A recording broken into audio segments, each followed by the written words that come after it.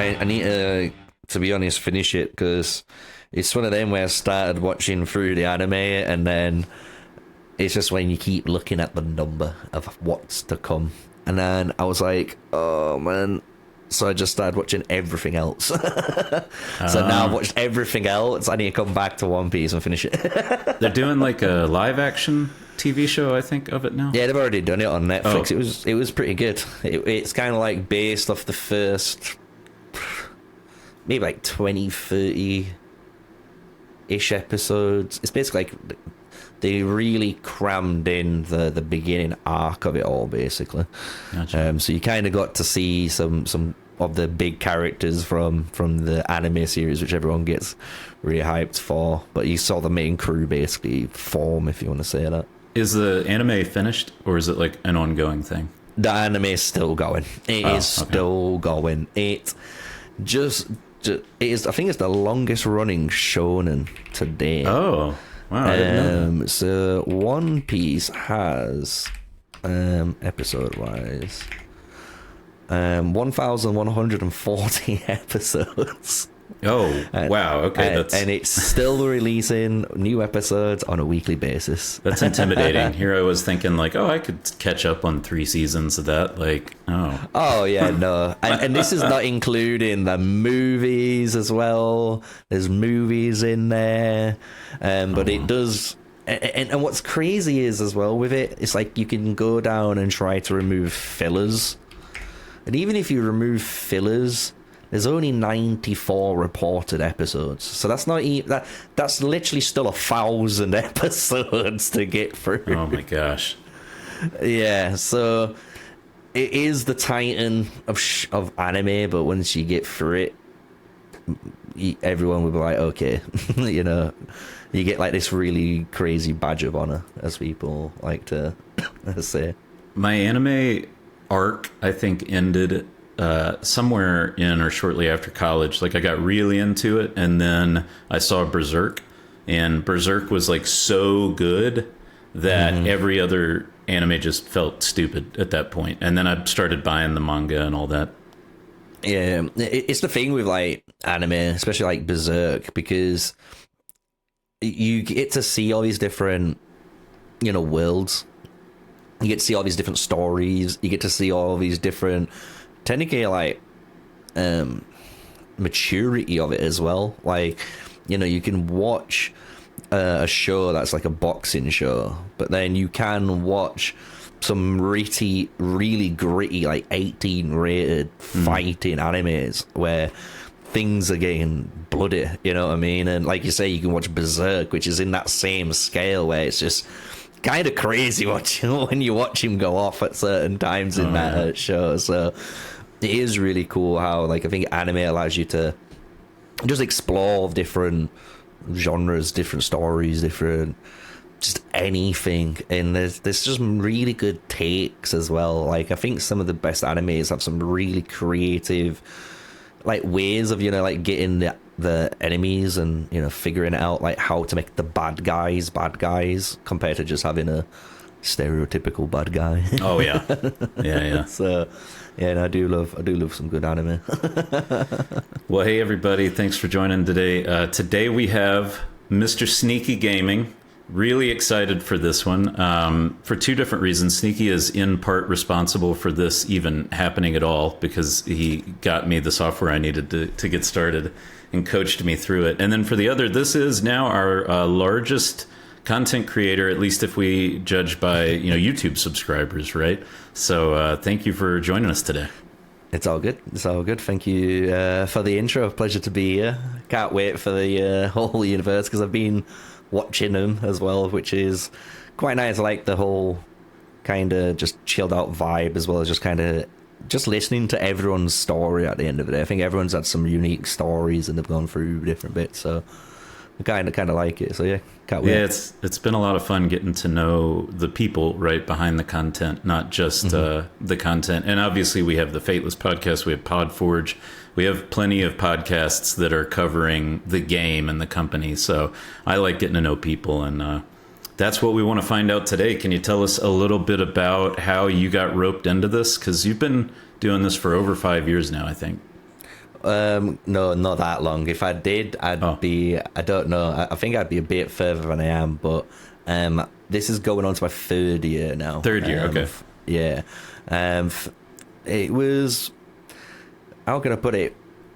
I kind of got tired one day of working for people. That's the best way of putting it. Yeah. Everybody know, like, can it's identify. as simple as that. Like, don't get me wrong, like, I have had so many different jobs, right? And I've excelled in each of those jobs, and I enjoyed all those jobs, you know, I met some really cool people and stuff, but I don't know what it is. It's just like waking up at certain times, and if you don't do this, you know, it's not, it wasn't my vibe. So basically what happened where I moved from my homeland in Yorkshire to South Wales, and when I moved down here to South Wales, I started working for Santander Banking, and as I did that, it was another reason to me where I was just like, I really didn't want to work for someone. So at the time, Call of Dragons basically came out, which was the first game I covered, basically, and it was basically the successor to Rise of Kingdoms, which is like another city building game that I was playing. Before that, it got super popular during obviously the COVID, like every game did during the COVID crisis. And this was like the new fresh paint, but it had ranged like gameplay on it, which was really interesting because no games had that at the time. Basically, there's just one mechanic, and it does it so well too. Even to this day, it still does it really well. So for me, I was like, well, I know a lot about Rise of Kingdoms, and this game looks basically like Rise of Kingdoms, and it's made by the same guys of Rise of Kingdoms. Why not just start a YouTube channel? So I just started, honestly, making a YouTube channel, and it's one of them things where, like, with everyone, you know, I had no skills, I had no idea what to do, how to construct a video, thumbnail, description box, any of that jazz, right? I had no clue. But one video, and it's weird because I still kind of like recommend this to like a lot of content creators, and they think I'm like lying, but one of the best things that honestly got me through it were watching 1 hour compilations of MrBeast's advice, because he just says a lot of just things that is just so true. And I think like anyone who watches, especially like if it's like Simon's comments and like Susie comments and stuff, like they will say the same thing, where the biggest hurdle is just posting that first video, like getting the courage just to post a video out there on YouTube. And like when you watch these like MrBeast videos, like it's not him like MrBeast YouTube, it's him speaking like kind of like how we are right now. And he just says like the biggest hurdle is always that first step. And like when you just listen to, you know, how, for example, you don't know how to edit, well, he didn't know how to edit, but we have YouTube, right? So there's no excuse anymore, right? If you really want to learn something, you can go and do that. And it was those, like, honestly, that video that got me into the rhythm. And like, okay, the biggest like tip from that video was make sure every video you do, whenever you upload a video, you just improve one thing, you know, like just improve just one thing, even if it's like how good you talk. Maybe you stop saying like as much, like you reduce that, because it's a really big hard thing to do. Maybe you get better title, maybe you do a different trick here on like a zoom, you know, like you do these things and you test them out each video, and you learn over time the skills to make an actual video, you know, and then you put it all together, and then you're like, I've learned so much. Like, and it's those type of tips that I learned honestly from MrBeast, out of all people. Well, and if you're gonna learn from anybody, YouTube. Yeah, like, and to be honest, like, let's be honest, he's the king of YouTube. Like, it'd be dumb not to listen to the #1 guy who understands YouTube. And when you listen to a lot of the things, that's what helped me in that first year, basically. And I would go to my job, work my job, come home, crack out a video, edit the video, go to bed, repeat. And it's a savage cycle. It is savage when you first start. But if you want to, especially like get into the position where you can do this as like a full-time career, you have to do that. Like you have to have that grind mindset and know what you're getting yourself into if you want to go that far. Like, because some people just want to do it for fun, right? So people like just to do it as a hobby, which is great too. And I think that's, good on you. But for the people that really want to try and make this like, their career and make something out of it, it's one of them things where you have to first get it going. And basically for me, it was like that for, I don't know, maybe the first year or so. Probably like the first year, because I think it took me the first year to get just over like 1,000 and something odd subs. But then after that, I shot up to like 6,000 subs, and now I'm coming up to like nearly 15,000. It's almost like exponential. Yeah, like the growth's exponentially increases, and it's because obviously like from the beginning to then, it's like obviously I've improved drastically, right? Like my content is night and day. But during that first year, for me, there is a time where, and it's such a hard decision, and I don't think everyone should make it. That's the harsh reality. But there is a time where you just look at your channel, you can see how much like work you've put in, and you can see how much money you're making from it currently.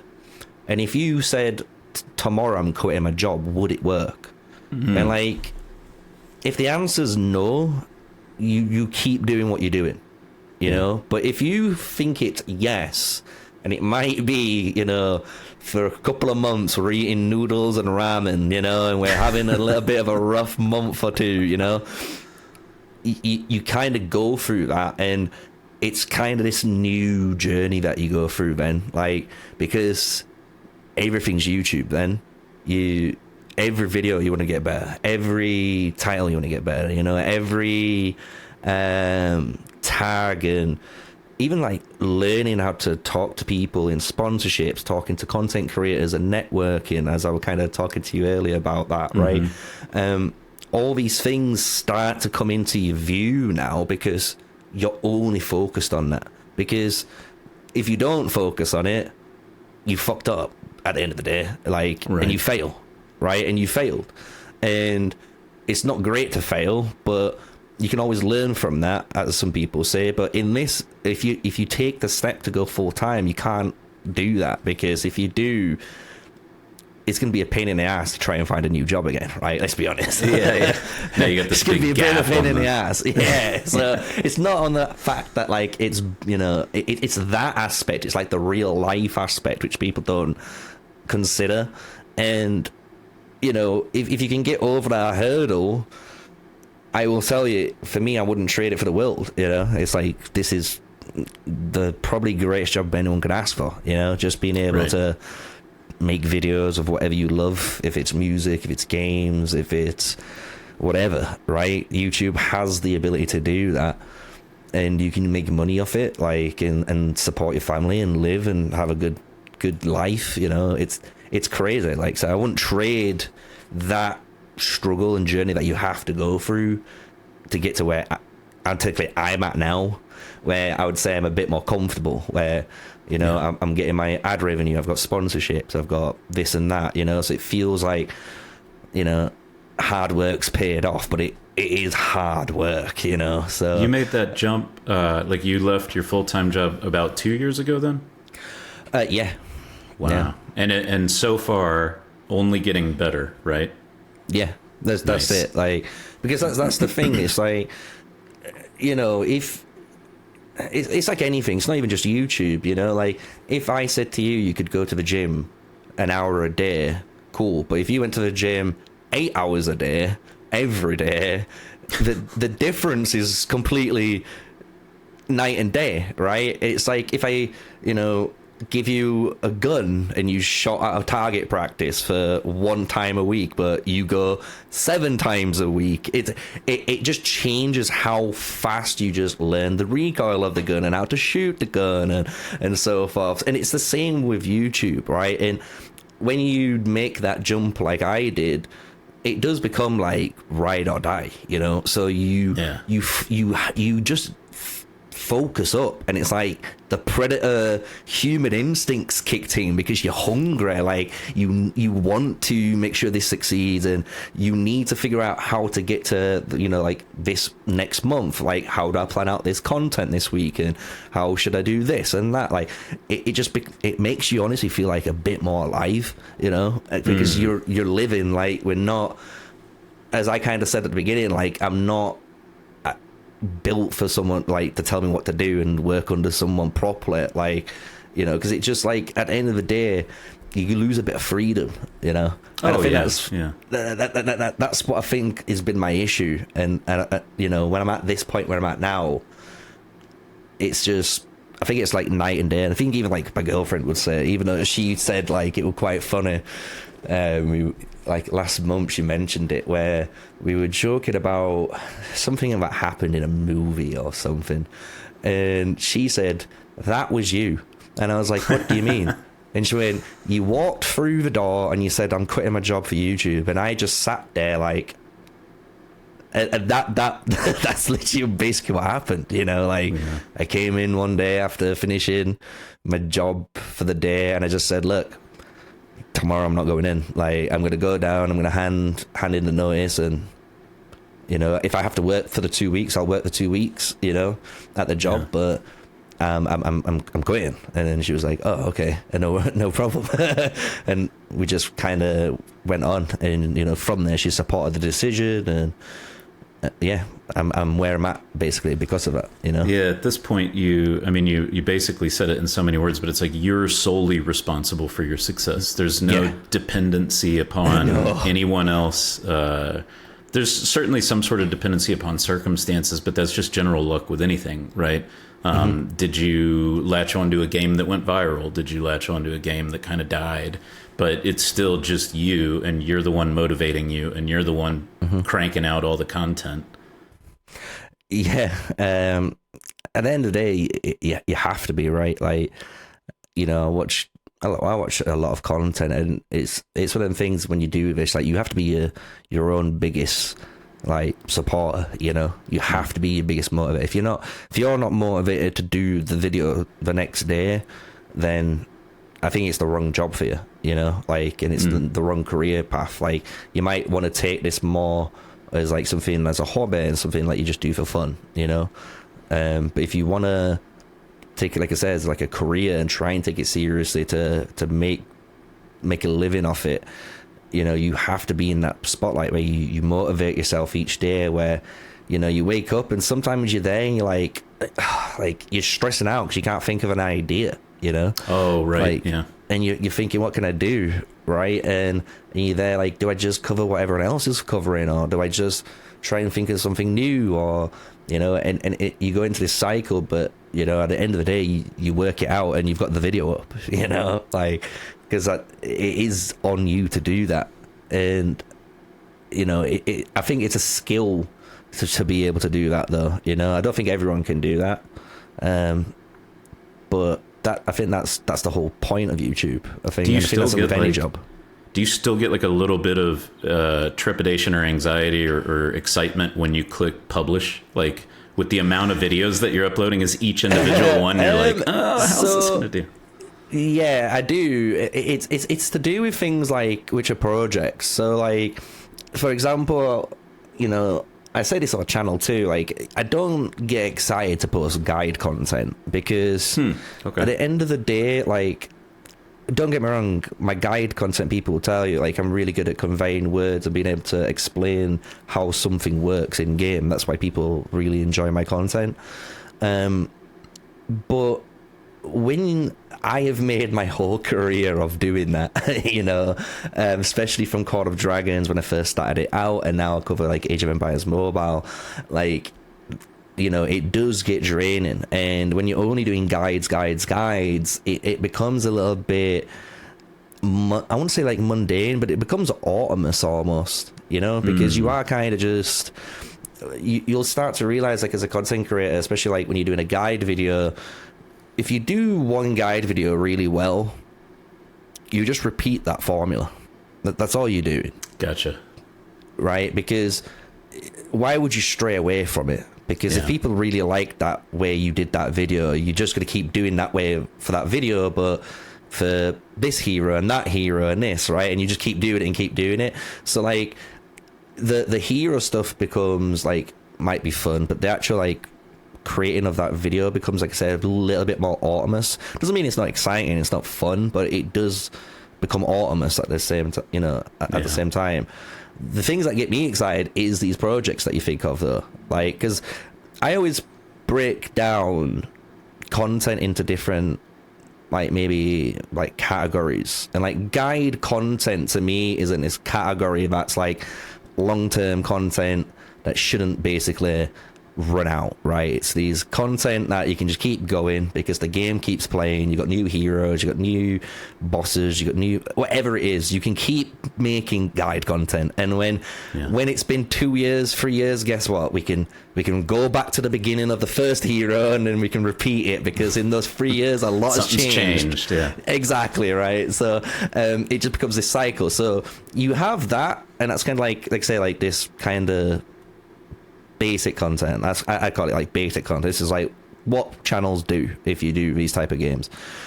Then you've got your other stuff, which are like projects, and those project ones are where things get spicy, because that might be like, you know, like I do and like you're doing here, where it's like I do the Whale Insights podcast where I interview big whales and just talk to them. You know, you have this podcast where you're speaking to other content creators. I've just done another project where I went completely undercover in my game for 18 days, and no one knew it was me as a free-to-play player, and I was just like absolutely wrecking people. They're like, what the hell is going on with this guy, right? Smurfing. Yeah, so these type of videos are fun, you know, because like it's not just a guide. It's at the end of the day, I feel like when you try to be a content creator, you are trying to make content. You're trying to make something that's like entertainment, right? If you can make that entertainment video, that's what gets you really excited, because when you publish that, that's when you're like, ooh, like what's gonna happen, you know? Same with like even like new directions and stuff. Like on my channel, like I just did a sponsor for Anno. When I published that video, I was so nervous, because it was like my first ever big sponsor, because it was with Ubisoft, and it was just like crazy, you know? And pressing play just to see it go up was like mesmerizing. The fact that I could hit a sponsor like that, because I didn't think you know that those opportunities arise. So it just showcases like those type of videos and these like one-off projects you can do. That's what really gets me excited anyway, for my channel. Going live as well, I love live streaming, and when I get to live stream, I think that is like one of the best things as well, being able to just live interact, because you can get some golden moments that are just memories, you know, like you can never replace them. So those are the times I'm the most excited, you know, for publishing content on my channel. But yeah, apart from that, like I say, the guide content is it is what it is, you know.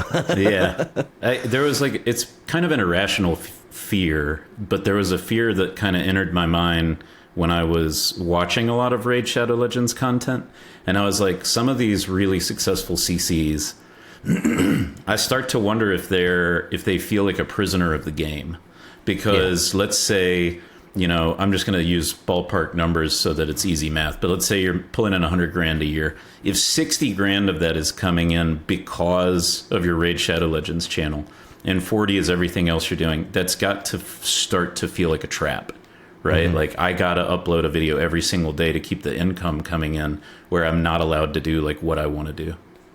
Yeah, definitely. It's so hard to not do, you know, to get into that trap. That's what I've tried not to do. I've never tried to stay in a trap, and it's hard, but it's just one of them things, like I said at the beginning of it, of the journey. At some point, you have to bite the bullet and just do the jump. Yeah, yeah. You know, so like if I'm playing Age of Empires Mobile like I am now, and you know, at some point I'm not feeling it, I might have to take that jump again and try something else, right? But I have to take that jump. I can't not jump. If I don't jump, I'm definitely not succeeding. You know. Yeah, yeah, yeah. So I think that's one thing for many people. That's the difficult part, I think, for content creation. You know, being able to move on and make that decision and adapt and not feel like you're a prisoner to those games, because that is the one thing, like, everyone technically has that worry for, like you say, at the same time. You know, you can fall in love with the game, but what happens if you fall out of love with the game, you know? But you still have to make the content. Like, are you gonna, like you say, give it all up, or are you gonna figure out a plan to get out of that situation? And that's kind of like what it comes down to, like, just thinking of a good plan. Like, okay, you know, maybe I don't want to play Raid anymore, but I want to play Godforge, or I want to play even just like Arc Raiders, like something completely out of the box, something brand new that's out, right?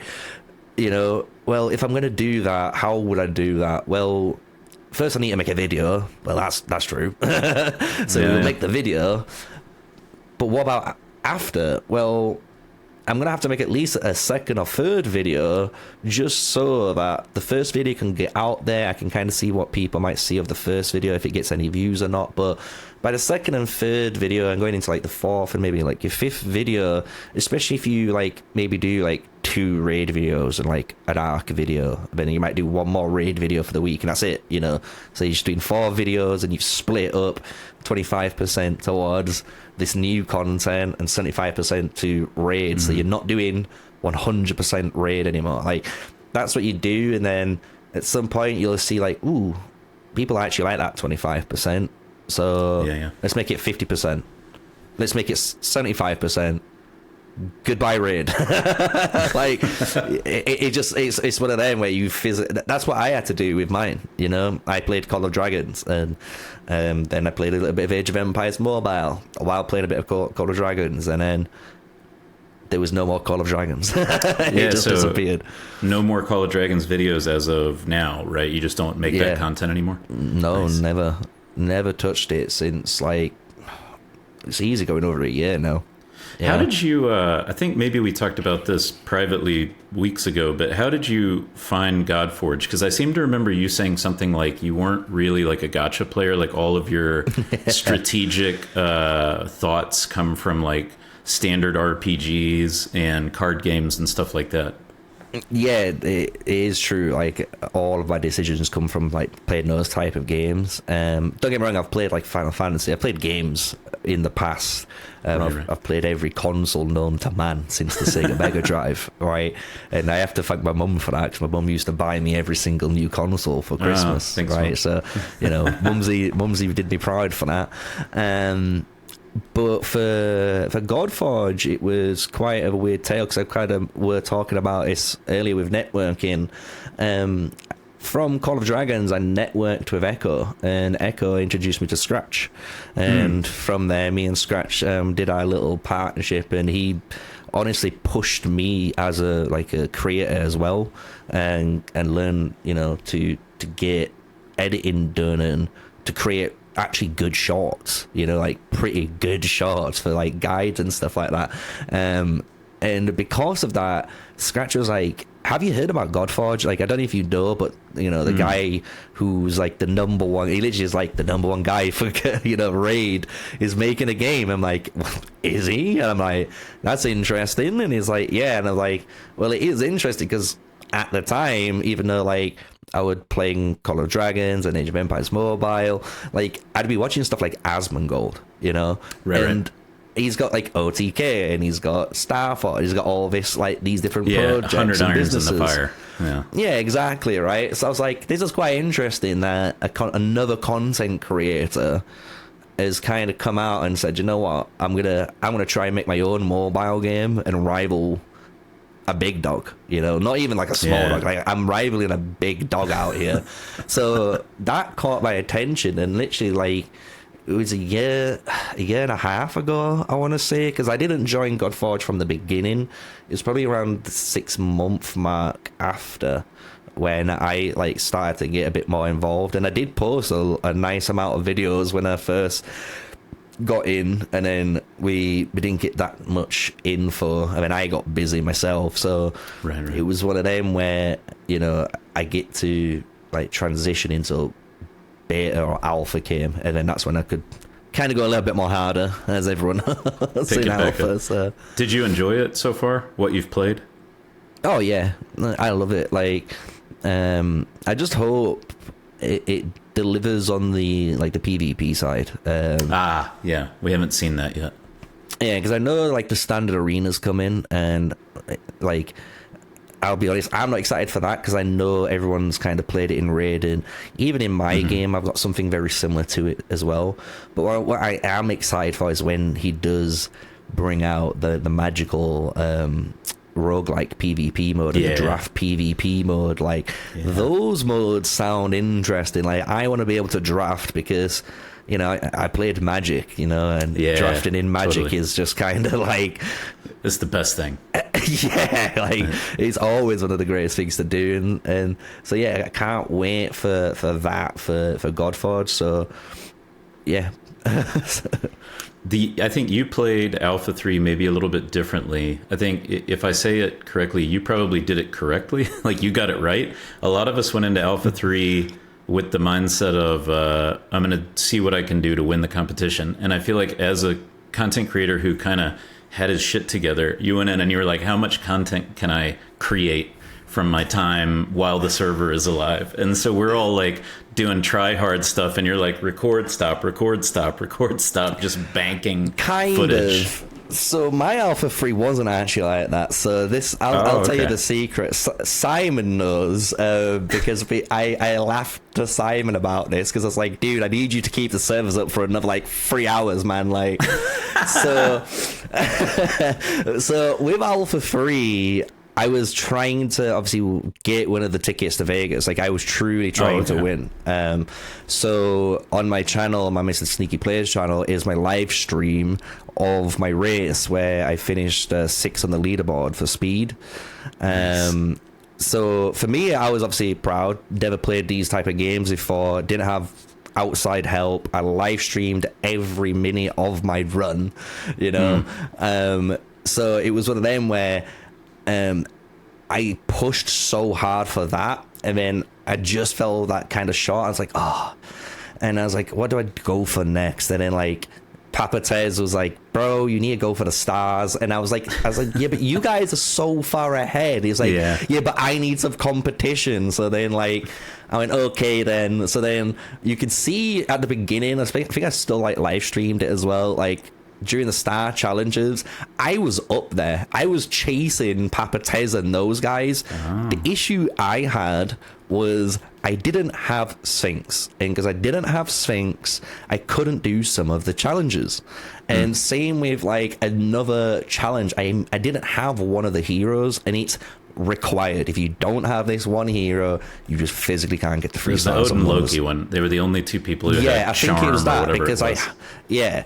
So I was missing these two heroes after farming for them still, and still not hitting them. So it got to that point where I was like, look, I don't think I'll ever catch these guys, because I still need to farm the heroes. If I can't farm the heroes, I can't even do the stages and try and figure out how to beat them. So I just stopped then, and I was like, I think I was like at one point like 8th or 12th, finishing on the stars before everyone else. So good. Yeah, but then we went into the DPS one, and by the time we hit the DPS one, that's when we was on kind of like the final day, and I was like, look, if I'm gonna do Godforge content, I need to do some Godforge content. So I literally did, like, in the final hours, and I mean this, like, I think for 4 hours straight, I did every recording you saw on my channel that got uploaded afterwards. So like, I really recorded as much as I could, and as you could see, like, you know, I had the formula that I was kind of like talking about earlier, where I just went, okay, if I go from this to this to this, that's the video for the hero, and if I could repeat this as many times as I can, that's a bunch of rares, that's a bunch of epics, that's a bunch of legendary heroes, and at least then, if people want to watch some Godforge content, there's some extra Godforge content after the you know, the alpha's completed. So that's how I got through my content. It wasn't actually recording, because I was one of the competitors. I was one of the big competitors out there. I remember those first few days you were in alpha chat with us, and it was like you would pop in and out.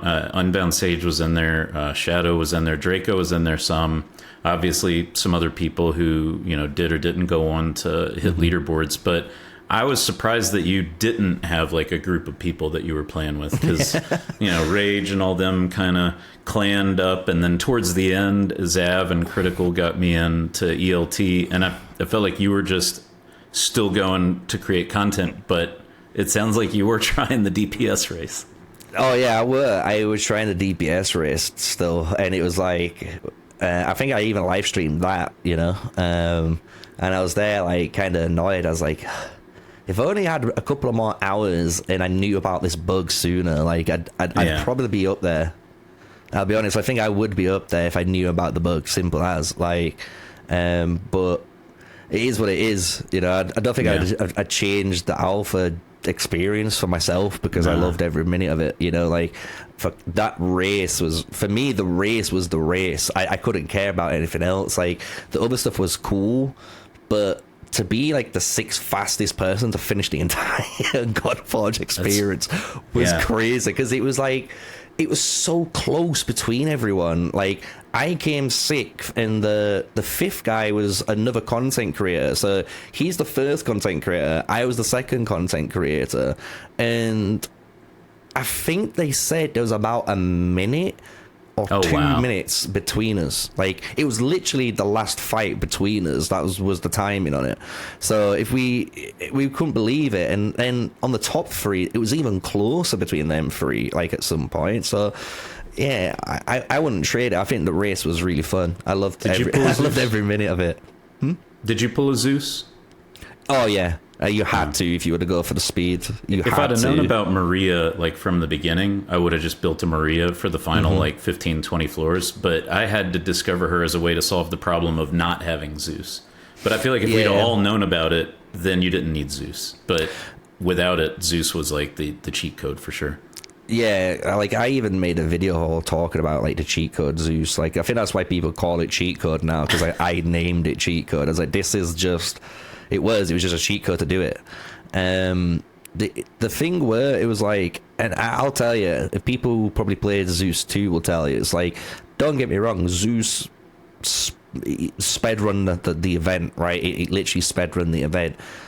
But he couldn't win you the event, though. That was the really secret about it. Like, I didn't realize this until getting a little bit higher up, especially in like the 140 stages. Like, you need crowd control. Like, it doesn't matter how good your Zeus is. Like, if you don't have someone to go first in most scenarios and just kind of like lock down the opponents with like a Mordred or a Skadi, or even like technically like even using Zeus in some scenarios, like there's like, not Zeus, Odin should I say, in some scenarios, like there's like, you know, if you didn't have that, you saw people just get stuck because they had the damage, but they didn't understand like these stages actually don't require damage. They require you to control and get through the stage, right? And I think a lot of people got caught out by that, but I figured that out quite quick on the live streams, like, and I just went through them. And even like 147, I just like blitzed through that one too, because I figured that one out pretty quick. I was like, well, I need to kill this guy. I can't let him through. If I get him through, it's like I'm losing. But there was a lot of like, I don't want to say there was a lot of skill with Zeus, but at the same time there was. It sounds weird to say that, but there was, like, because the thing is with Zeus, especially when you were in the speed race, this wasn't like talking about later on where you've got good gear and so forth. when you're in the speed race, you obviously have the gear that you have and the heroes that you have to get through. You don't have the luxury of kind of farming that gear, because if you farm gear, someone's taking over you. I'm sorry, like that's how I got past so many people. Yeah, because of the speed. So the thing that you learn with Zeus, and you could tell like the good players as well who could figure it out, were whatever you were wearing, whatever stats you had on your Zeus, you had to know, like, can I actually one-shot this Lady Shark? It's like it's like, it sounds like a simple question, but it's actually not, because if your Zeus doesn't one-shot her, you're not getting that extra turn, and you're probably dead. Like, it's as simple as that, because the AoE is going to come through from bleed after bleed on, like, 2 Lady Sharks and, like, the Dracula, for example, and it's going to blow you up. Like, you're just dead. Like, it's as simple as that. So, like, it was weird that, like, Zeus did have this kind of skill, like, check on that. Like, they basically said, let's test your knowledge.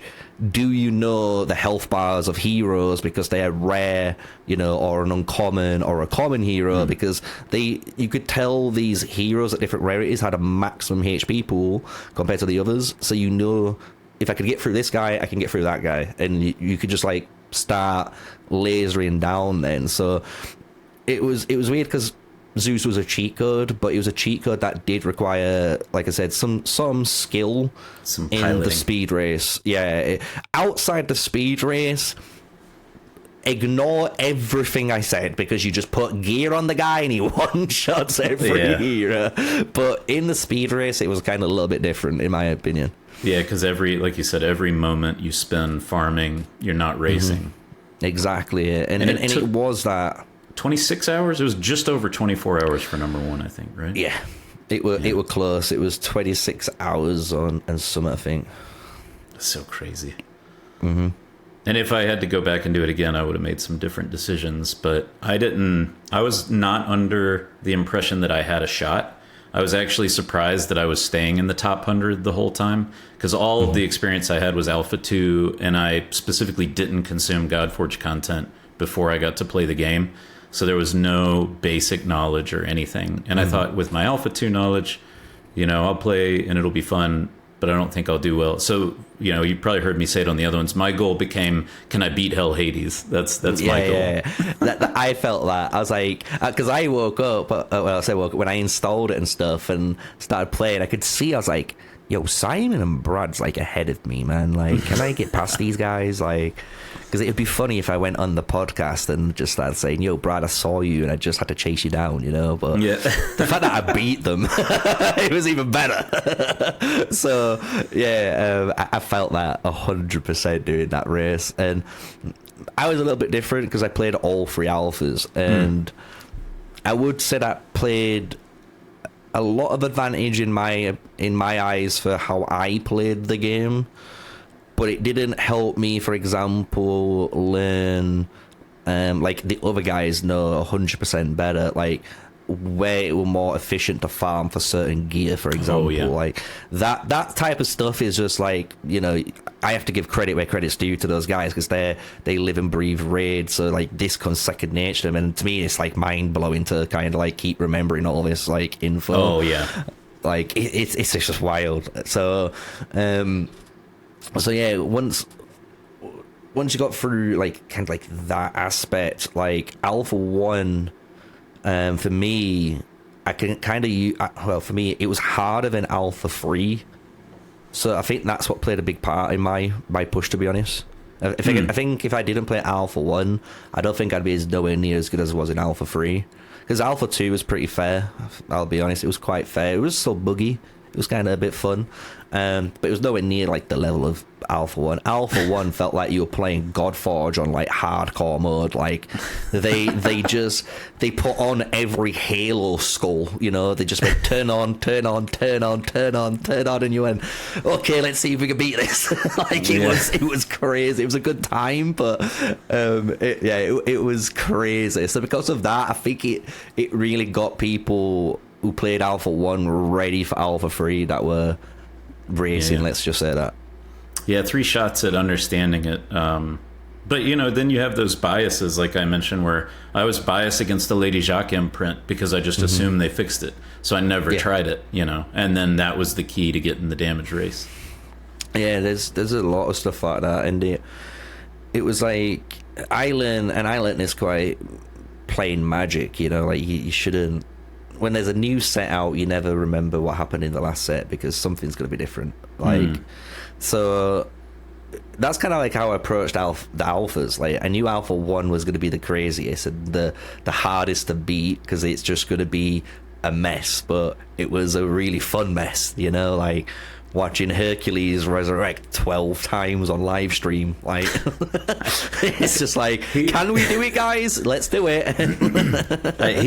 He doesn't make any sense. I don't know. Even by Alpha 3, like, I still don't understand his ultimate and how to get rid of him. And then you had MrSneakyy, who just like instantly got stuck on you. Like, for some reason he could apply a ward onto you during an attack, and then because he could apply a ward, he just instantly just keep hitting you in one go until you died. So you're just like, please don't hit the bug on like my assault day, which it normally always happened. So there was some like really funny, like crazy bugs in Alpha Wave 1 which made you like, knuckle down. Like, even Isis was like, people thought Isis was bad in Alpha Wave 3. I will ask any of you to just look back at Alpha Wave 1 footage and watch this hero, because she was 10 times worse.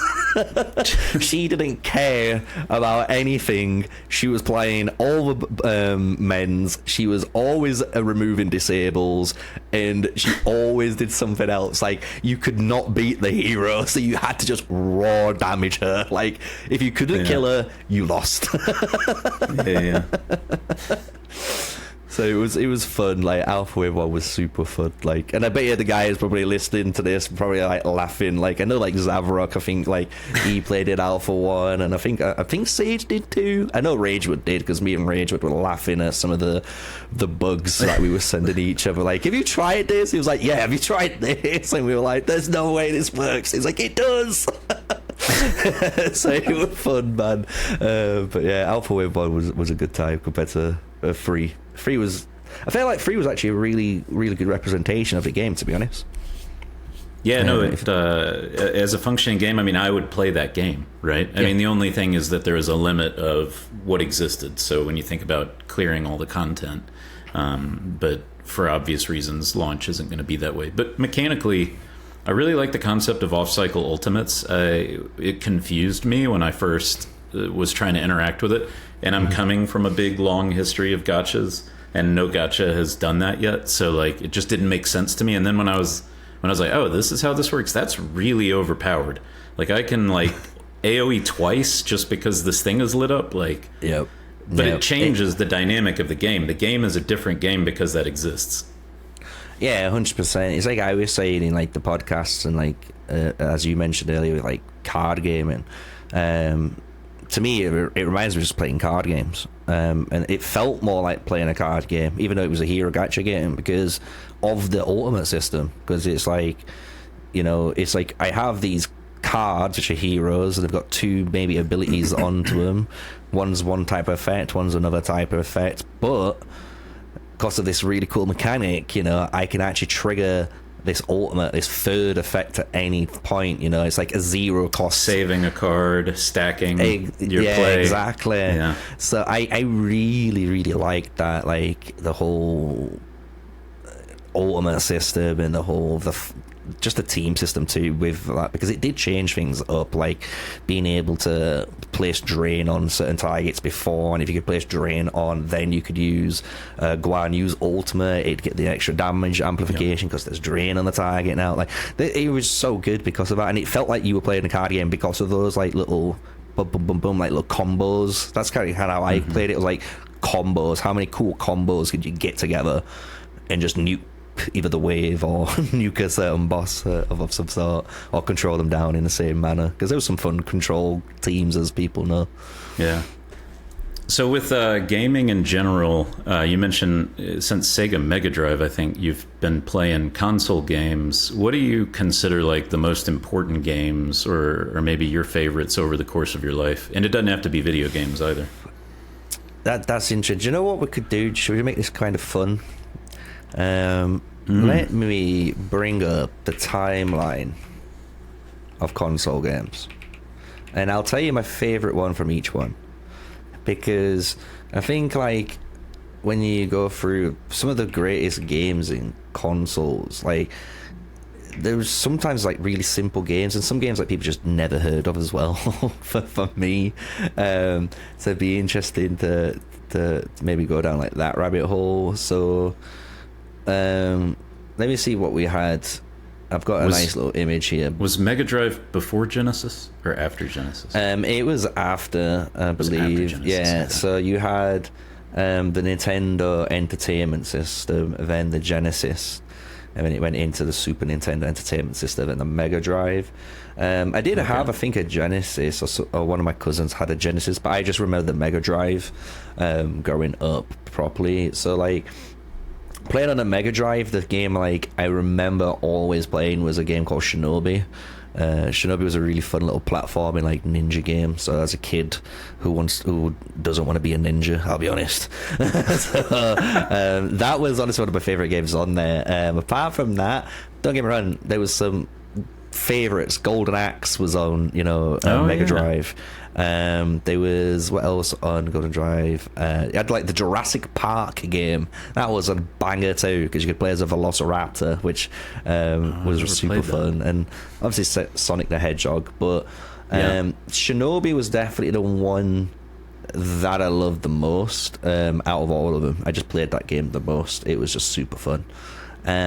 PlayStation was 1994, and that was technically the year I was born.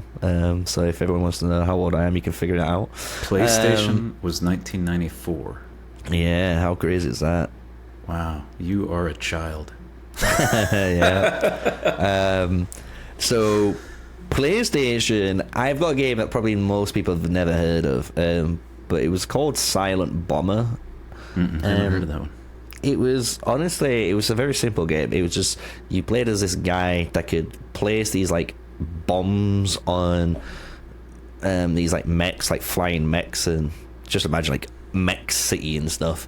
The whole gimmick, though, there was, like, plasma bomb, there was fire bomb, and something else. There was, like, 3 different bombs, and you could combo them in different ways and stuff. That for me was like the first actual game as a kid that I properly played, and it got me into gaming. And then I played anything that was everything on PlayStation, like at my friend's house. So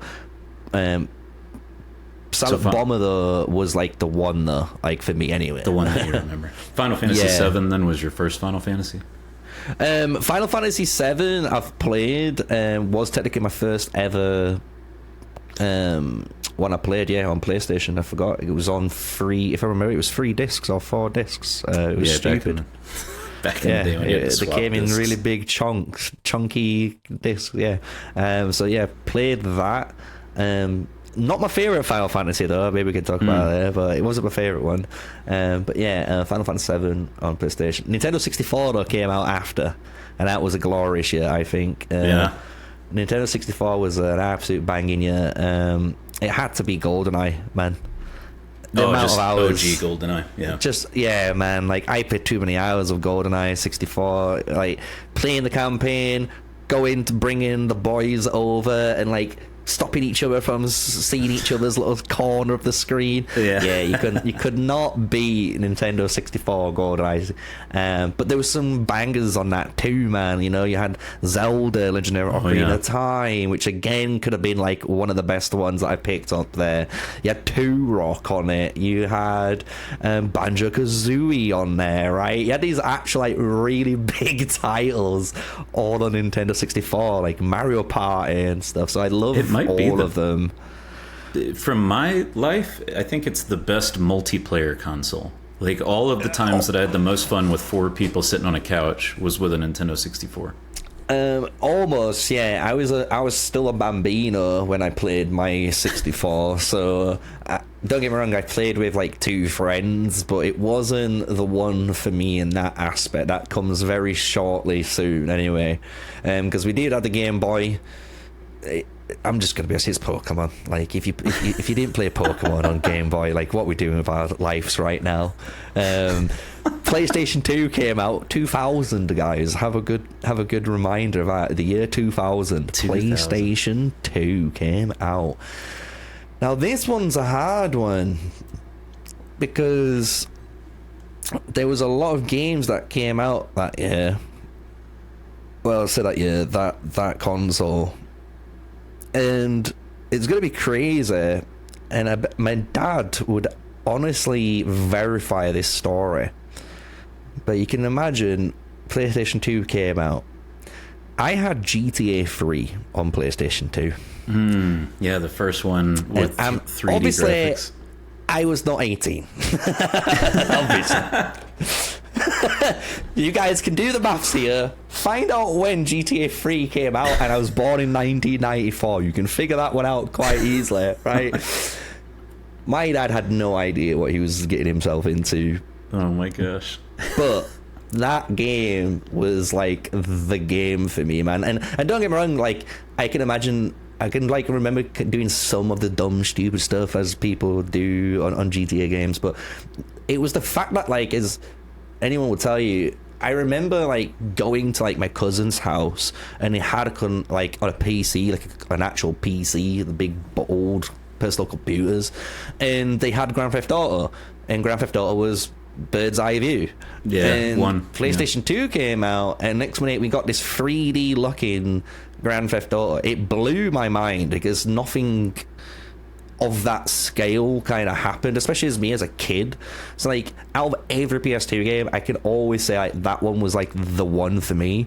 Don't get me wrong, there's like Need for Speed and stuff that people can remember and that on it, but GTA 3 I think was just so big, especially like even in my school. I remember certain people had it, like me and some of my other friends, and it was just like, do you have the game? Yeah, can we come over? Yeah, let's go. Like, and it was just one of them things. Like, it was such a crazy experience. It's a watershed. That game changed gaming for sure. Oh yeah, it was so good. Like how they just went, you know, let's give the bad guy an actual story, you know, like, because that's what it is. It's like, let's give this crime guy who's just broken out of jail a story, and let's see what rolls from it. And yeah, the fact that they made GTA 3, then Vice City, then San Andreas, all on PlayStation 2, like, they're like some of the greatest games ever. And everyone remembers playing it if they've ever played one. Like, it's that good. Like, it's crazy how good the PS2 were. But it comes to Game Boy Advance, it's Pokemon. So we go to GameCube now.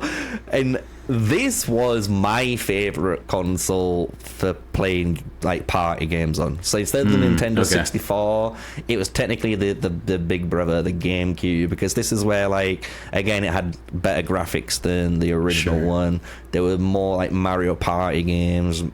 Every Mario game was on there. Super Smash Bros was so good on there. Like, you know, it was just one of them things. I just loved that. Xbox comes out 2001. I don't know about you, but it has to be Halo. That was my Xbox game for sure. I'm trying to think, like, what else did I care about on Xbox? And all I can think about is Halo. OG Halo. Yeah, don't get me wrong, I can remember playing like Fable. Fable was the other one. Fable I can remember playing. I can remember playing Conker's what's it called? Everyone will know. It's like Conker's. He plays a squirrel, literally like a squirrel, and it's just a crazy game. It's like a 15 or 18 rated game. I'm not even lying. It's just a crazy game. But I remember playing that, and I remember playing obviously like Midnight Club. Midnight Club was a cool little racing game on Xbox. Yeah, so I remember that one. But yeah, it had to be Halo, man. Like, that's the only thing I ever played. You always just went to play Halo. Which console was the original Gran Turismo on? Was that regular That's PlayStation? Probably a PlayStation, I believe. Yeah, Gran Turismo is always a PlayStation game. That was the one that I played the most in terms of like raw racing game. One of the earlier games I kind of didn't mention, but mentioning racing games, was Ridge Racer. I remember playing that. The original Ridge Racer. I think that was on Mega Drive or something. That was a super fun game. Played it on Xbox 360. It wasn't the same, but hey. Yeah. 2004 Nintendo DS comes out. Pokemon again. Pokemon. Yeah, Pokemon again. I see a trend here. I'm just saying, there's, you know, Nintendo handhelds are really good at Pokemon games, you know, like. I'll lie. Do you know what? I actually lie. I'll break the curse here, because there was one other game that was really good on, I think it was on the Nintendo DS anyway, but it was the Harvest Moon game. I remember Harvest Moon on the Nintendo DS. I was technically in like primary school or so thing like that by this time, in like high school, so like people had these. So Harvest Moon was a pretty popular game people played. I remember that. Apart from that, the precursor to Stardew. Like Harvest Moon creates the cozy farming genre. Yeah, it really was, wasn't it? Like, just having a nice little cozy farm on your little DS, like, you couldn't beat it. I didn't have a PSP until technically later on. I did buy my own PlayStation, the newer ones, the PlayStation like Plus PSPs with the joysticks on, so I didn't really have a PSP. That's the only thing I will admit I never had, which is upsetting. But then technically my childhood before, when I would say the change comes, I had the Xbox 360 and PlayStation 3, and I will say for 360 it's always going to be for me Call of Duty. I know it sounds stupid, but it's the easy answer. But Call of Duty for me was the one game where I was in high school, I was playing this every single day. I met, like, honestly, some really good mates through playing there. And even like years later, like from 2005, I kept speaking, literally, like, they were like my very first internet friends basically, and they lived down London, and you know, nice. we spoke to each other literally every day, and this went on for years and years and years. Like, I don't speak to them as much now because I think we're just like adults, and you know, it happens. But we would go down, like I would go down and visit them, and like my mate Ryan would come up and visit me, you know. It was really cool. So it was like easily out of every console that I had, it was the one that meant the most, because it was technically the year of more, you know, multiplayer gaming. Let's be real, it's the year of multiplayer gaming started becoming a thing. So 360 was the big one for me. I had a PlayStation 3, I'll be real. I didn't play too many really big games on there, apart from obviously like the exclusives, and I will say like Uncharted was my favorite PlayStation 3 game. It was really good. Loved the whole movie as a game. Yeah, like it was just really good. It just like kind of reimbursed the love for like the old Tomb Raider games, but like made it just somehow better. It was just the way they did the whole thing. So absolutely loved that. And then we did have a Nintendo Wii. Good old Wii. Yeah, the good old Wii. And the one game that I did play on there the most, and I did play this on the 360 an absolute truck ton too, and I could still right now pull one of them out. It was Guitar Hero. Yeah, I was gonna say Guitar Hero. I absolutely smashed Guitar Hero 3 when it came out on a Nintendo Wii. I just could not play that game. It was so good. And then I played World Tour and every Guitar Hero after. I became obsessed. So I played every Guitar Hero, I played every DJ Hero, and I play it all on Expert. Almost 1,000 games scored every single one, but it would always be the Through the Fire and Flames and stuff. Yeah, the Dragon Force. Yeah, like it'd be the one or two songs I couldn't full combo, which wouldn't let me, you know, complete it. But love those games. Can't wait for them to come back. And then apart from that, I went to PC games. Then that was the crazy thing. From after that kind of era, I didn't buy a PS4. I had an Xbox One, but I bought a PC at the same time, and I just fell in love with PC gaming. It was just, I don't know what it were. My friends said the same thing to me. Is like, you can do everything you can do on PC on a console, but you're playing against the best. That's how they sold it to me. So I was like, okay, then let's do this. And it felt like that, man. Playing Counter-Strike back on the good old days. Yeah, man. Like playing even Call of Duty on PC was completely different. So like PC gaming became a big thing, and I went down these different rabbit holes where I would play like first-person shooters, but then I started to get into like more strategy-based games and like playing roguelike games, and then I just went down the indie rabbit hole, and I just love indie games now. So that's where I'm kind of at with my gaming love, because I know everyone's done like their favorite game space, but I thought, you know what, let's do it a little bit different, because gaming as a whole, for me, as you can tell, like, because I'm in this, I don't know what gen I'm in. I don't take notes to the names that they call us, but I went through, as you can see, like the golden era of console gaming. So yeah. It is one of them where I think many people around my age all went through similar things, and it just resonates because it's just this like nostalgia that you kind of miss, right? Because you do think like today, why can't they just make the same type of games? Like, you know, is it like they just lost the love of making the games, or what? You know, like, because people made some really good games back then, man, and like the indie game companies now are doing what the old AAA games were doing, you know. Oh, for sure. So yeah, it's when you really think about the diversity of types of games that you talked about, and I think, you know, with a lot of the people that we've had on the show so far, we tend to talk a lot about gachas, MMOs, things like that. But you have me, you know, remembering all of these moments with completely unrelated to RPG games, like with GoldenEye. My favorite thing to do with my friends, we'd have four of us. We'd do a Man with the Golden Gun game. We'd go into the smallest room we could possibly find, which was like, you know, a 4x4 square. We'd all point up into the corner, and then somebody would say, go. And you just like, you know, try to turn as fast. And we did one similar with like Odd Job's hat, because Odd Job's hat could one-shot kill. So it was like we almost were playing like we would call it in Call of Duty terms Michael Myers, right? Playing that game mode. So if you played that, you know exactly what I'm talking about. But that was the original Michael Myers. One of us played as Odd Job, and everyone else played as any other character, and you just ran away. And like, just run away. Don't let Odd Job get you. That's so funny.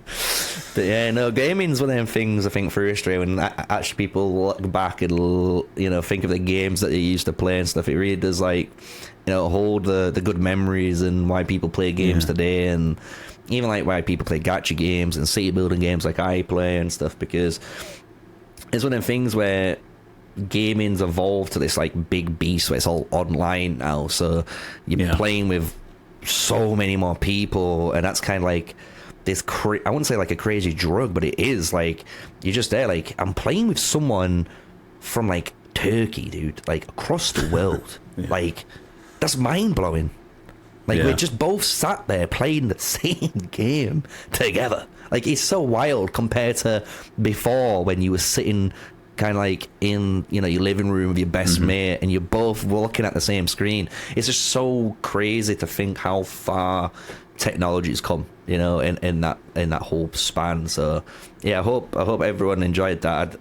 Hopefully, going through there, people were editing the comments and adding each game that they played on each of the consoles. That'd be really good. Yeah, no, that's a good one. For anybody who wants to leave a comment about your favorite game on any of those consoles, that could be a lot of fun to interact with. And Magic, you know, you mentioned Magic. I was actually just talking to one of my best friends. We saw each other on the trip that I just took. And I was saying, you know what we should do? We haven't done this in like 3 years. We should just go get a bunch of people, get like an Airbnb somewhere and buy a box. Like, I don't play Magic often anymore. I play it once every couple years. But when I play Magic, all I want to do is just a blind booster draft. I don't want to know anything about the set. I want to go in and just be like, this common is so amazing. It's game breaking. Look at this bomb, dude. It's huge. It's a 3-mana 6/6. Like, look at it. No, I agree. I think I mentioned it on the podcast too with Dirk, because I think Dirk has the same love for it too with Magic the Gathering and Hearthstone and card games. I love them. I think it was weird how I've gone through those, because I've done the same thing with card games as I've done with consoles, where I've played Magic the Gathering, I've played Hearthstone, I've played Yu-Gi-Oh, I've played so many of them. I've lost track at how many I've played of these different card games, because I'd play one and I was good at it and I was like, it's a little bit boring this, and then I'd move on to the next one, but it was like Magic, which really just got you, because like Magic, you can do anything. And that is the best way of explaining it. It's just a card game where you can do anything. You want to summon a bazillion squirrels? Trust me, I will make you a deck. You want a cats and dogs only deck? We can do that too. When you make like an unnecessarily complicated combo deck, and like you're just playing every game losing over and over again until you come online, and it's like the greatest feeling. Yeah. You lose 12 in a row just to get the one win, and the one win is worth 20 losses. Like it's the greatest feeling in the world, honestly. And it's cool because like Magic is like a very social game at the same time, where you got like people play like a lot of Commander now, and I've got a Commander deck just like I think it's downstairs actually. I was gonna say just to my right, but it's actually downstairs. And I could have showed you my cards, but yeah, the Commander format is just again like drafting. Not drafting, but like you're playing with like multiple people the same game, and you're having politics, and you're making these decisions like I want to kill this guy, but are you gonna stop me? And like, no, I'm not gonna stop you. Then they stop you, then it becomes this big like argument, like, why are you doing this? It's super fun. So I love Magic. Like Magic was a big part of my life. I must have played it for, I don't even know, man. I want to say like 7+ years. And I found it in the most weirdest ways too. Like I didn't even find Magic in the most like normal way, I would say. I don't know. I were just literally going to meet up my friends to play laser tag. Okay. And somehow I became a Magic player. At the laser tag arena? Yeah.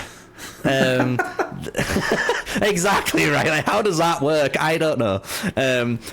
Literally what happened was I came to visit my friends to play laser tag. We were going to play laser tag that evening, and the guy who owns the store, I wouldn't say a known customer, but he knew us from how many times we used to come in, because the laser zone, or the laser tag store in Huddersfield, where I'm from, he's like the best around. He was just huge, and you could do all sorts of cool stuff in there, especially like growing up. But yeah, I turned up to play laser tag, and they were in a game. And as they were in the game, the owner was there, and he was like, how you doing? I'm like, I'm doing all right. A little small chit chat. And on the counter where he would serve customers, he had a player mat, and he was playing Magic. He had a Magic deck there. And I'm like, what you doing? And he's like, I'm pretending to play this deck that I'm playing in Magic the Gathering, because I'm going to be hosting like a tournament later, and we're going to host, at the time it was then the local game center, like Friday Night Magic started to become really popular. And I was like, what's this? And he was like, go over there and pick up one of the decks and we'll play. And I was like, you sure? He's like, dude, it's 15, it was £13. It'd be like $15, $15 for most people in America. Like it was $15. Pick this deck or whatever deck you want. We'll make it up. If you don't like it, you don't like it. You've just wasted $15. He's like, but at least you tried it, And I went, all right then. And he goes, and if you like it, you can keep playing. and that was it. I picked up the original and people can check it up in the Feroz block when I first started playing. The Spawn of Firaxis Magic the Gathering deck, which had this dragon Spawn of Firaxis in, but the entire deck had nothing to do with a dragon because it was Minotaurs. And I loved it. I was like, hell yeah, dude, I'm playing Minotaurs, man. And they were terrible, but you know what? They were my Minotaurs. Yeah. And that's honestly how I got into playing Magic. It was so weird, but it just kind of like shows, you know, like when social games allow you to be social, like anything can happen, you know, like and anyone can really enjoy it if you just try it and not just like dismiss it because you think it's not for you, you know, because like many people would have said like back when especially when back then, I wouldn't look like the typical Magic the Player guy. I'll be honest, like they wouldn't assume, you know. So it was just such a weird conflict because I never heard of the game, never played the game, and yet I really enjoyed the game. I was like, why not? So yeah, that was like the way I got into Magic, and I never stopped. I played Standard, I played Modern. My friends had Legacy decks. We played Legacy. Are you still buying cards today? No, that's the only thing. I did collect cards, and I had binders, and I would technically build up my own collection that I thought of worth, which sadly did turn out into be worth. But at some point, I just had to sell the cards just to make 1 month basically when I was on my own, basically working, not even doing content or all, just working and stuff. I just was like, hey, I've got this money, I can just sell it. You know, it's kind of like a savings. Sold them, didn't lose any sleep over it. Treated myself to something else anyway. And that was it, pretty much. I had a whole box of cards collecting dust in the basement. Someday, I hope. I do have a Chaos Orb. That's like my one card that I think is worth something. And I looked it up the other day, and I think it's up to $1,000. But my whole life it was like $80 to $100 every 8. So maybe we're getting old enough that they're starting to matter. Yeah, I had like in Modern, I had the full like blue-red Storm deck. I had full Tron in green variant and blue variant. I had Affinity at one point. I had... What else did I have? Oh, green red land destruction, because I just really hated people that weekend. I just didn't want them to play the game, you know. So I've had a bit of everything. So I've had a lot of cards. I've had some expensive decks, especially the Tron one. That was super expensive, but it was super fun, man. Just cheating. It just felt like cheating playing that. Well, let's transition into our other two topics, which are, albeit the shorter ones. But how has music been important to you, and what type of music do you like listening to? Well, it's going to be... I don't know if you're going to see a common theme here, but I actually like a lot of music. I'm not the typical guy so far. I'm willing to try anything, honestly. People in CHB that I'm in probably find this out the hard way, because we sometimes have like music nights or music days on Discord. Oh, that's fun. And then I'll pop in, you know, and then I'll just start putting music in.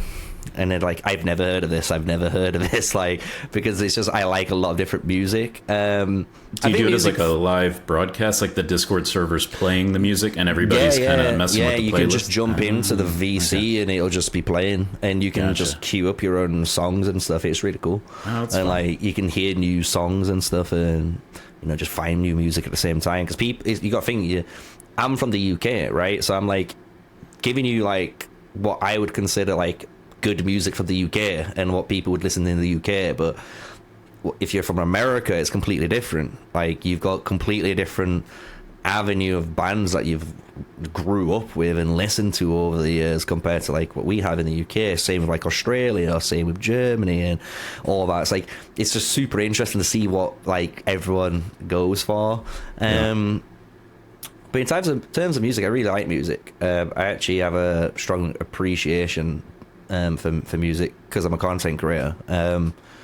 Obviously, I appreciate someone who could just make something magnificent as music, you know, that can take your breath away. The types of music though I'll listen to all, so metal, EDM, you know, so that means like dubstep. You could go for trance, drum and bass. We can go down into like sub underground genres, you know. I like deathcore, I like metalcore, I like rock, indie music. I literally like all, even rap. I love rap, like how rappers can think of very clever like entendres, like double entendres, shall I say, and like very clever like word play on the same word, which has like, you know, just I love rap like for that meaning. So you can see like I love music. I like a lot of music. I could go on.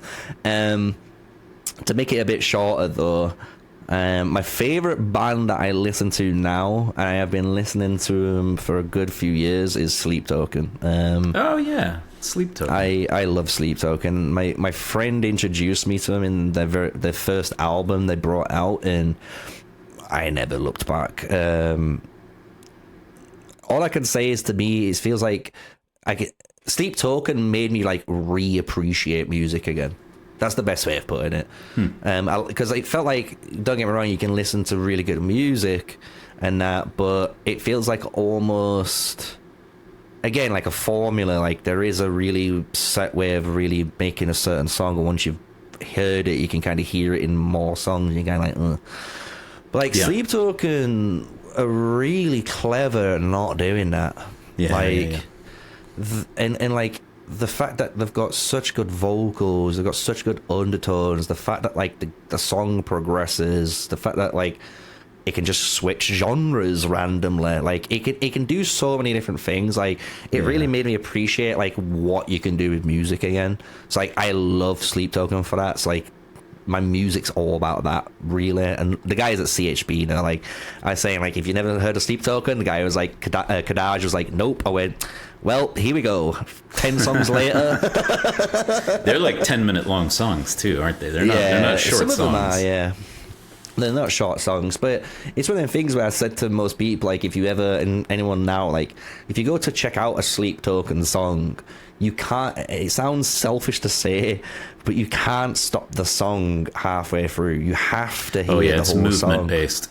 Yeah, like it's one of them bands where you start to realize, like a lot of my friends said the same thing, where you listen to the song, and then by the time you've listened to one full song and then like a second full song, you understand what it's about. It's not what you're expecting. Like I remember Will Ramos, right, from Lorna Shore, he said when you get one of their songs, like a Sleep Token song, and you put it in like OBS, for example, or maybe DaVinci or whatever, right? The sound wave. Oh, when you look at the waveform. Yeah, the waveform. If you look at most songs, they're kind of like a square box, or they go from like this, right? Like they're kind of like loud to quiet. But Sleep Token just is the opposite. Like it starts quiet and just gets louder and louder, and you just see this V getting bigger and bigger and bigger, because it's like almost like an opera where, you know, you get into this giant crescendo right at the end as it finishes, and then it hits it. And yeah, I love Sleep Token. I love music, as you can tell. Like I just think like people can create things, especially like music, and all. I love, you know, you have to love it, especially if you're a content creator. I think it's just like the opposite to us, you know. We make videos, we make, you know, YouTube stuff, and they're making the music, you know. Well, a lot of people, I think, when they think about editing a YouTube video, they think about cutting images together.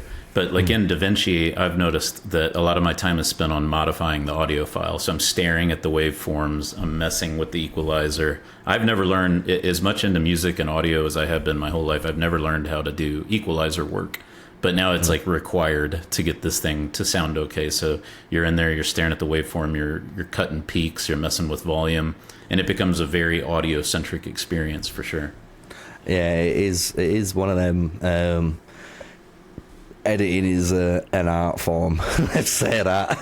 It is definitely an art form to edit. Don't get me wrong, I'm no expert. I'm good, but I've still so many, so much to learn, and I have so much more skills that could go, like that's what's crazy about it. Like, I know what my capability is, but I know what other capabilities are out there, like what people can do. Yeah, exactly. So it always shows, like, you can always go for that if you want to keep going for that. Or are you content where you are? Maybe you are, but what else can you improve then if you're content where you are in editing, So it's really interesting kind of like dilemma you have as a content creator. I did this with Hillary. I suggested a band, but I'll give you a couple if you like Sleep Token and you like that concept of like multiple genres and whatnot that one artist is producing. In the metal world, have you ever heard of Elder? No, definitely not. I would have instantly gone like, yeah, unless I've like I could probably put a song on it, like maybe, but I've never heard off the top. For anybody that's listening who likes Sleep Token or progressive types of metal, check out Elder. Elder's really interesting because they started as a death metal band, and they were just like cookie cutter death metal. Their first album, when you listen to it, is really not creative at all. It's just kind of like, okay, I'm gonna get through this. Yeah, but then by their second album, it's like they got it on lock. They figured out like, okay, we can do this now. What can we do with each other? And ever since then, it's just like, it's beautiful, the progression that they've made as a band. And now you hear so many genres in one of their albums. Like, they're almost a jam band at this point. There's a whole lot of just going off into space for like 2 minutes and coming back. A lot more singing, very little screaming anymore. Really interesting movements, all movement-based music. But Elder's a lot of fun. And then the other one is King Gizzard, the Lizard Wizard. So for anybody that who is definitely nothing I've heard. they're a little like McGee in that each album that they release, they try to do a different genre. So same band, okay, like but every album kind of. Okay. Yeah. So they have like a straight hardcore metal album, and then they have a straight like psychedelic jam band album. That's cool. That is cool. I like stuff like that. And their name, of course, is ridiculous. Yeah, I could tell you I've never heard of them. I would definitely remember that name. That's a name you do not remember. I do not forget if you've listened to, like... Yeah. But yeah, no, as you asked then, so if we go into other genres, obviously, like I said, Sleep Token is definitely my favourite thing. But, like, if I go to, like, my playlist here, I've got, like...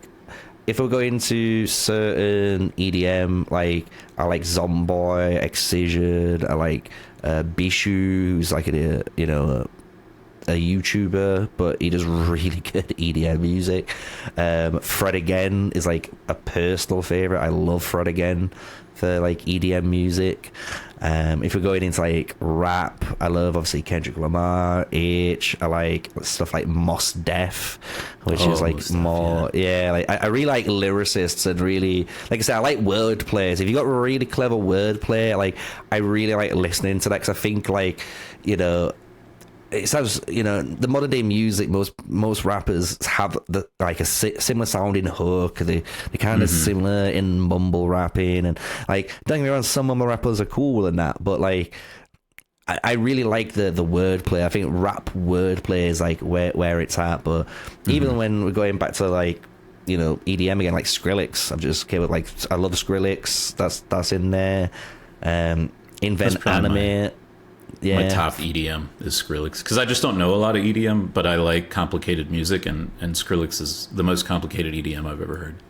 Yeah, I like Skrillex for the fact that of what he did with like dubstep stuff. It's really fascinating, like how I call like dubstep the heavy metal of EDM. Like that's what it is, like it's just bang in your face, like it's just straight in your face. And I understand if you don't like dubstep, you most likely don't like metal too, because most of the time it's like they are very similar. It's just one's electronic and one's instrumental. Like, so I 100% get that. But when it comes to a lot of the EDM I've been enjoying now, is a lot more like Fred Again does it. He does beat mapping. So I like the fact that they're able to place on there, like, it might be like a 4x4, maybe a 5x5 beat map, and they can almost put the entire song on these pads and just start tapping and playing the whole song right in front of you. I think that's really cool. So I love watching like DJs do that type of stuff. I'm just kind of scroll through to see. There's a brand of that Korg makes called a Chaos Pad. And there was a time where what I was trying to do was do like a solo loop pedal guitar thing and run a Chaos Pad so that I could like assign guitar loops to the buttons and then do what you're talking about. But like I didn't spend 8 hours a day doing it, so I never was able to pull it off as a thing. But yeah, apart from that, I'll say that the only other two bands like I really, really like that I do listen to, obviously, is like Arctic Monkeys. Like, I love Arctic Monkeys. Like, they're just great. They're just really great. Sometimes though, I get them confused with Block Party. It's like Block Party's Helicopter from Guitar Hero, right? It just like I always think that's Arctic Monkeys, and then I'm like, no, wait, that's Block Party. Yeah, that's Block Party. Don't get me wrong, Block Party is that indie rock, still. But like Arctic Monkeys starts indie rock, and they've gone same, like they've done different albums now, right, of different types of genres. But it's just anyone knows like the grooves they can make is just so good. Like you just enjoy what they can pull out of the bag. And the only other band that I wanted to mention, let me find them, because it's one that I listen to occasionally, but again, it's one where when I listen to him, I'm kind of just in awe, just because of the ability they can just go from, again, like really hard, like, heavy music, and then kick into like a really simple guitar riff, and it's just really good. But Parkway Drive, there we go, found them. Parkway Drive, okay, no, I love Parkway Drive too. Like when I listen to them, and the thing is, like my playlist is literally like probably 50 different bands or more, with like 2 to 3, maybe 4 songs of each, of their stuff, and I just throw them all in. But yeah, I definitely listen to those the most when it comes to like my type of music. And if I'm not, I'm listening to rap, like I said, and I could just listen to rap all day. Like it depends on what. This dude looks like a young Henry Rollins. I just pulled up Parkway Drive. He looks like he can beat me up for sure. They've got some hard songs, like I really like them, but it depends on what you're in the mood of. That's kind of why I like music.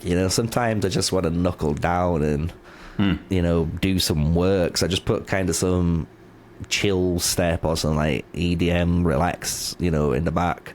But then I'm gaming, I'm playing Battlefield sometimes. I don't want to listen to people, but I'm playing the most heaviest music on. Like I want it to be a war zone. I want it to be I'm playing Metallica. Like that's one band I didn't mention, and I think I should have, to be honest, mentioned like Metallica, just because even though they're not on my they are on my Spotify and that, but they're not on as much as they were like as I grew up. Growing up in high school, on my Apple fucking iPod was every Metallica album. That was all that was on there. And my friend introduced me to him. They were like, "You need to listen to this," and he put on Master of Puppets, and that was it. I was sold. Listened to all of Metallica, then went to his house, watched them live on like a DVD he had. And yeah, that was it. I had every Metallica album basically on iPod. I just listened to that growing up. So that's probably where I got a lot of my love for metal, because of Metallica. It's a good gateway drug. And then you discover like stuff like Sleep Token, which there's a lot of purists out there that would be like, "Oh, you're in better hands now." yeah. But no, honestly, if you guys saw my playlist, you'd be like, "What the hell?" Like, I listen to all sorts. Honestly, like. Well, then, just to kind of close it out, we can talk about culture a little bit. There's 2 kind of angles that I was thinking of that would be interesting with you. One is, you mentioned you moved to South Wales, and when I had AJB on, we were talking about Welsh culture a little bit. I'm kind of fascinated by the concept I mean, the UK is the UK, right? But I'm kind of fascinated by the concept of the Commonwealth and how people will spend, 2 years in Australia or 2 years in Canada, or a Canadian goes to the UK for 2 years. But it's like in UK, you said you grew up in Yorkshire and then moved to Wales. And I feel like for such a small landmass, there's like a large variety of different cultures and different kind of this is my people, or this is my neighborhood or my area or something like that. It's true. So like I say, I'm from Yorkshire, and everyone will tell you if you're from Yorkshire, you're from God's County. That's God's the culture. County. That's what it's called. Literally, you Google it, Yorkshire's name, and God's County. It was just, I don't know what it is. It's just over the years, it's something my dad said, his dad said, probably his dad said, and like, you just remember it. It's a fascinating, like you say, maybe like culture. The fact that like we can move, and the thing is like you can move to so many different areas in just the UK and get such a different experience, and that's the crazy thing about it. The thing is, like, moving to South Wales was a complete different shift, because I don't know how to explain it apart from like it felt like I moved back 20 years. And that's the best way of putting it. And it's not a bad thing by any means, but it kind of like, anyone will tell you, if you go to Wales, like, the Welsh people are just too nice. Like, you would just be walking down the street and every single one will ask you how you're doing. That's how they are. Like, it's just like walking your dog, they'll be wanting to know you and your dog, right? And when you're in England, it's the complete opposite. Like, people will tell you, like, when you're in England, especially where I was from, especially in Yorkshire, and like if you're in like Manchester and Leeds, and even in London, especially in London, like if you're in anywhere in England, it's a lot more individualism. Like, people just want to stick to themselves. Like, people don't, how you doing? There's none of that anymore. Like, so like, moving to like Wales had that, and it's just something like I don't think you lose. And like, even because I live in like the valleys and stuff, like I leave my back garden, I could just see these Welsh valleys. It's just I don't know, I'm even though like I like a lot of music, I like a lot of games, I like a lot of stuff, when it comes to like outside, I like simple nature. I just like just the simple things, because at the end of the day, I always think we're animals. We're just an animal living on human, on planet Earth. We're just humans. So like, I do like the fact that like there's no crazy towers outside, there's no concrete jungle everywhere. I can see natural mountains, I can see these rivers, I can see these forests. Like, it just kind of it's weird. It kind of reminds you where you are. You know what I mean? You're not trapped in these 9-to-5 jobs, or like in society, or in a bad relationship, or in bad financial difficulties. It gets you into a place where it's quiet and you can think and you can actually have time to yourself and be like, yeah, okay, I'm in, I've got this issue, but I can fix it, because it just feels like there's not that much noise around you. Do you get what I'm saying? Like, it's a weird way of maybe putting it, but it's like there's just less noise, and because there's less noise, you can think more. And like that part of the Welsh area where I'm living now is like, I wouldn't trade for anywhere. Like, even my parents just said, would I move back up? And I'm like, no. Like, if something went wrong here, for argument's sake, I said I just move down the road. I just move somewhere down the road, and just because it's just too nice and it's too good, like to replace. Is that why you relocated there? Was for the nature? No, originally I moved down here because I met my girlfriend. Okay. She lives in South Wales, so we used to like visit each other, and it just became one of them things where I was like, well, it's a 5-hour drive. Well, it's a 5-hour journey to get to you. 6 hours sometimes. So I ain't got that many I ain't got that many hours in the day to drive there and back. So we kind of just, at one point, I was like, should I just move down? And it was just like, yeah, and just moving out, you know, packed up. Does she what I have needed. the Welsh accent? Oh yeah, oh yeah. She says things I don't even understand. There's one thing, if you're Welsh and you're watching this, I still don't understand it to this day. But it's like I asked my girlfriend, can you go put the trash away? And then she'll go, I'll do it now in a minute. That is what they say.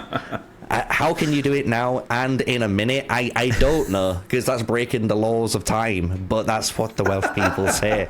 I'll do it now in a minute. And there's a few stuff like, you know, they'll always say like, is it now? You know, is it? And like, yeah, it is that.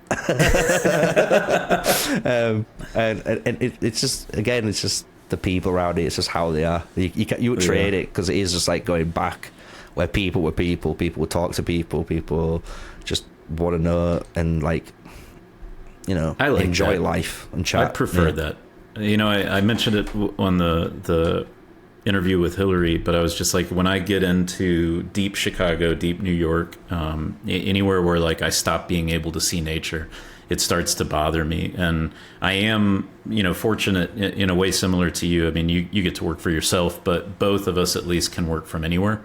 And so I chose to move out into the woods. And like, you know, when I walk outside of my house, I see big trees and mountains and stuff like that. And like, I arranged my life for this. And I feel bad for people. I'm totally into it when people want to live in the city. Like, they want that city life. They want the concrete jungle and everything it has to offer. But I feel bad for people who have to do it in order to get an income, you know, and then they don't get to just walk out into the countryside.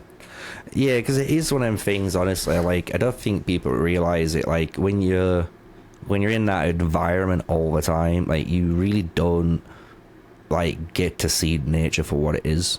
And I think, like, when you get to see nature for what it is, like, it just helps you mentally. It's weird. Like, you do see things and you're like, you know, like, that tree's quite, you know, weird looking, but it's there. Like, and you start, like, why is it there? And then next minute you walk past it and then there's some animals there, and you start paying attention to stuff, and you're like, that's a little ecosystem, and they're doing their own little thing, you know, like, and then you start carrying on walking, and you kind of like relate that to your life, and you're like, oh, you know, like, you know, I'm the animal, and maybe like where I'm at is the tree, and, you know, I need to, you know, ground my roots, you know, in whatever I'm thinking, if it's like content creation, if it's making a business, if it's going to my job, if it's family, if it's anything. Like, it allows you to just give you that moment, because that's one thing like I try to do, which is like quite hard, and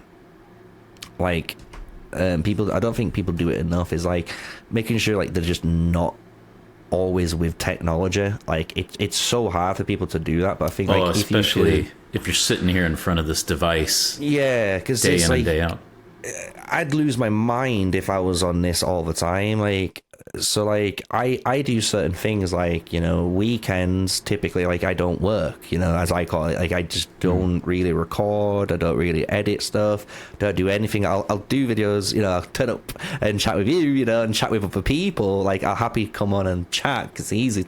I'll always chat, but to record and to edit and to make a video and to do the thumbnail, that's Monday's task. Don't worry about that until Monday, you know. And then it allows you to kind of just on the weekend enjoy life again, you know.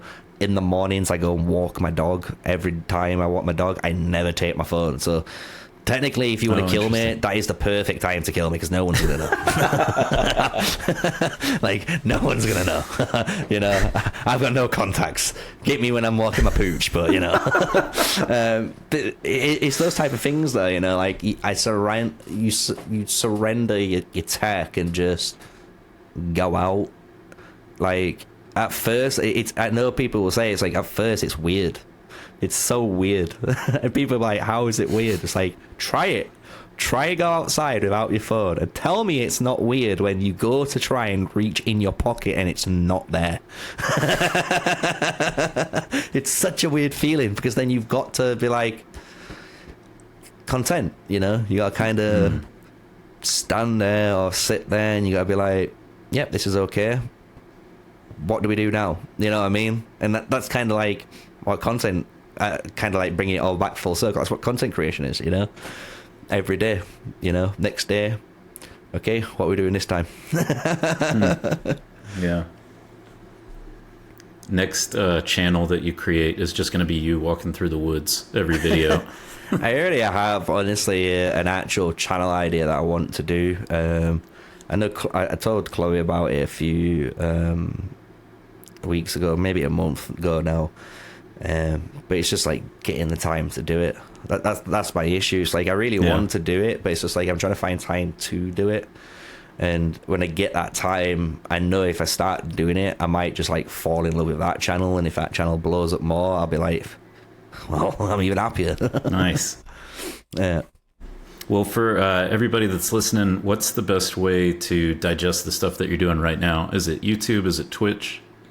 Yeah, on YouTube. If you want to watch like my main channel is like city building games and stuff. So if you want to just consume some different content, you can check out my main channel, which is MrSneakyy Gaming. But yeah, on my Godforge stuff, it's all on MrSneakyy Plays, which is just literally so far it's just been Godforge content recently. So you can go back and check out my alpha free live stream if you want. You can check out my reactions people have been enjoying, and even some like reviews on those heroes before we didn't, you know, well, before the alpha closed. So yeah, we're in that strange period now where we await early access. So, but the channel's going to go crazy as soon as we get the fresh game out.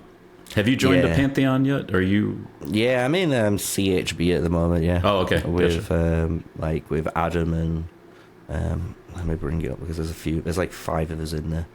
We just had a big expansion in the ELT server where we started breaking people out into individual groups and creating the cluster and all that. So yeah, there's like me, Brad, Adam, Mason, and Mighty Zoo, and then Dial Tactics. They're all the other content creators in our Brad chosen Brad.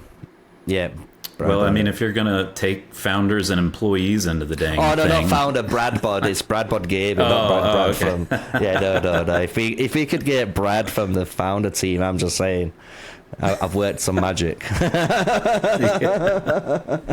No, but it's really fun, honestly. CHP, we've got some fun stuff there. It's like they're doing one right now. It's like game tournaments where you can just jump in. And they're playing one of the like Discord built games, which might like a mini Mario. So they're just doing stuff like that, and you can play and have fun while we wait for Godforge. And if you play anything else, Final Fantasy, you know, Marvel Strike Force, they've got you covered. Nice. Yeah, really good. Well, thanks a bunch for coming on. Really appreciate your time, Sneakyy. And again, appreciate everything that you did to help me get started and all of the, back channeling we've had about DaVinci and things like that. You are one of the wizards. I know you say that there's people who do stuff that, you haven't touched yet, but for, 90% of us, I think on the Fateless server, people like you and Brad are just like magical. Like they know all these crazy things. So really do appreciate your time and how much time you're giving to everybody. Yeah, no, honestly, appreciate the kind words. Honestly, it's an art, and like I say, if anyone takes anything from this, if you're a content creator, is like I said at the beginning, strive to do one thing better each video. That's the best advice I can give. Just make sure you do one thing better each video, and then it just adds up. It just adds up over time, and you'd be like, oh. What a well-polished video. You're like, yeah, 3 months ago it wasn't. Right, well, for everybody else, thanks for listening. Peace.